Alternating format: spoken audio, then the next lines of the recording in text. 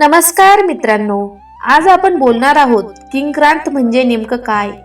हा दिवस इतका विशेष का मानला जातो आणि किंक्रांतीच्या दिवशी काय केलं तर आयुष्यात सुख, समृद्धी आणि सकारात्मक बदल होतात.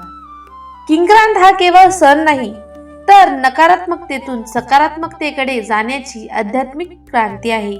या दिवशी सूर्याचं संक्रमण होतं आणि त्याचबरोबर आपल्या कर्माचाही हिशोब बदलू शकतो. म्हणून आजच्या व्हिडिओमध्ये मी तुम्हाला सांगणार आहे किंक्रांत म्हणजे काय, या दिवशी नेमकं काय करावं आणि काय करू नये आणि कोणत्या चुका अजिबात करू नयेत ते. तर हा व्हिडिओ शेवटपर्यंत नक्की बघा. प्रत्येक नवीन वर्षाची सुरुवात ही मकर संक्रांतीच्या सणाने होते. या दिवशी वातावरणात एक वेगळाच आनंद आणि उत्साह असतो. इंग्रजी नवीन वर्षाच्या अगदीच 14 दिवसांनी हा दिवस साजरा केला जातो. तिळगुळ वाटून हा आनंद लुटला जातो. या पाठोपाठ किंक्रांत असते.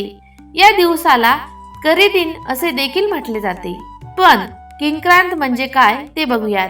किंक्रांतीच्या दिवशी कोणतेही शुभ कार्य किंवा चांगले काम केले जात नाही. यंदा किंक्रांत ही 15 जानेवारी रोजी आलेली आहे, वार गुरुवारी आलेली आहे.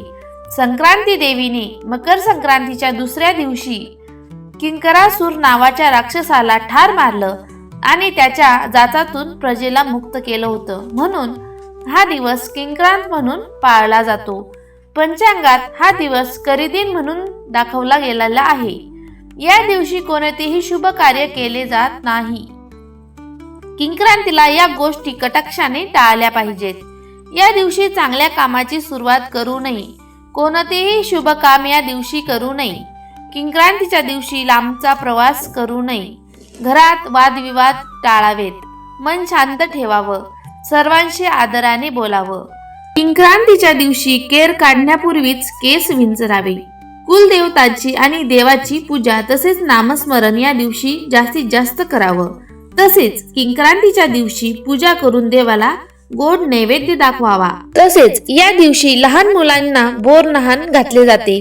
परंपरेनुसार ज्या पद्धतीने नवविवाहितेला हलव्याचे दागिने घालून सजवतात त्याचप्रमाणे लहान मुलांना सुद्धा काळे कपडे घालून हलव्याचे दागिने घालतात.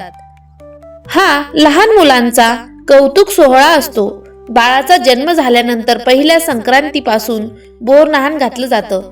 ही शिशु संस्काराची व्याख्या म्हणजेच लहान मुलांना उत्तम आरोग्य लाभावे म्हणून बोरनहाण घालण्याची ही पारंपरिक पद्धत आहे. बोरनहाणासाठी कोणत्याही मुहूर्ताची गरज भासत नाही. बाळ अगदी लहान असल्यापासून ते 1, 2, 3 वर्षापर्यंत किंवा कोणी 5 वर्षही हे बोरनहाण घालण्याची पद्धत आहे. या कार्यक्रमात बाळाला घालण्यासाठी रंगाचा ड्रेस घालतात, हलव्याचे दागिने घालतात.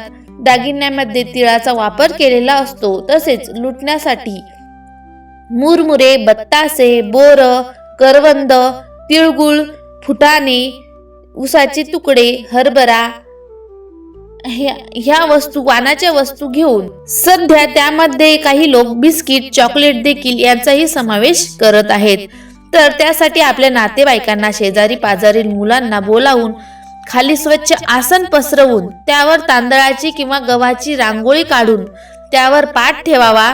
बाळाला त्यावरती बसून ओवाळावे आणि मग बाळाच्या डोक्यावरून सर्व पदार्थ हळुवारपणे ओतावे. इतर मुलांना ते लुटण्यासाठी सांगावे. बोरनहाण का करायचं तर बघा, या संदर्भात अशी एक आख्यायिका आहे की करी नावाचा एक राक्षस होता आणि त्याला करी राक्षसाची वाईट दृष्टी, त्याचे वाईट विचार आपल्या मुलांवरती पडू नये त्यासाठी सर्वात आधी हे श्रीकृष्णांवरती केलं गेलं. नंतर ही प्रथा पडली आणि तेव्हापासून बोरनहाण हे सर्वच मुलांवरती केलं जातं. करी राक्षसाची वाईट विचार, वाईट दृष्टी पडू नये असं म्हणून हे बोरनहाण करतात. तसेच शास्त्रामध्ये बघितलं तर या कालावधीत वातावरणात असे अनेक बदल होत असतात. लहान मुलांना या बदलत्या ऋतूची बाधा होऊ नये म्हणून या काळात मिळणारी फळे मुलांना खायला घातली जातात. त्यांना मजाही व्हावी म्हणून अशी फळे वेचून खाण्याची संधी त्यांना दिली जाते. संक्रांतीच्या दिवसांपासून रथसप्तमीपर्यंत आपल्या सोयीप्रमाणे कोणत्याही दिवशी बोरनहाण करता येतं. तर मंडळी, अशा पद्धतीने करी दिन तुम्ही साजरा करा आणि आपल्या मुलांचं बोर नहाण करा. व्हिडिओ आवडला असेल तर लाईक करा, शेअर करा आणि हरिप्रिया यूट्यूब चॅनलला सबस्क्राईब करायला विसरू नका. धन्यवाद. श्री स्वामी समर्थ.